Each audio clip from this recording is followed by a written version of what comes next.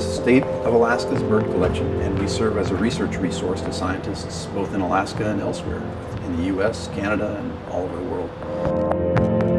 Collections like this are always growing because not only do we need to be able to quantify what a population is like in genotype and phenotype, but we also need to look at how those may change through time.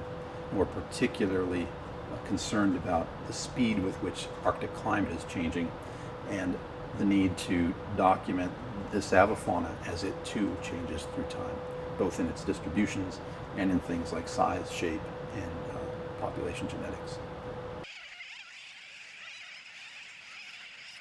I think climate change does not bode well for shorebirds in other parts of the world. There are a lot of really important sites around the world that shorebirds rely on, and they're going to become ever more important.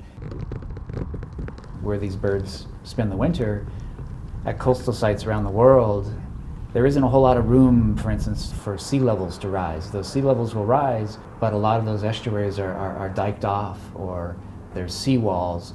The mudflat can't go further inland. It's going to hit a seawall, and those birds, they're just out of habitat. And it's going to be incumbent upon us to make sure that those sites remain as natural as possible so that they still work for shorebirds. What we're seeing more of, though, these days are people who are looking at what these birds deposit in their feathers when they're growing them, so you can get an actual record of the environment that they were living in and measure things like stable isotope ratios, and those have shown changes through time in food webs. More and more we're seeing uses to look at contaminants like mercury and other heavy metals in these environments.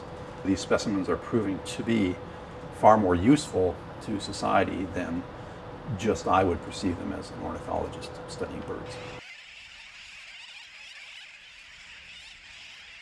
We're preserving basically a permanent record with which to compare changes in biological diversity, in time and in space.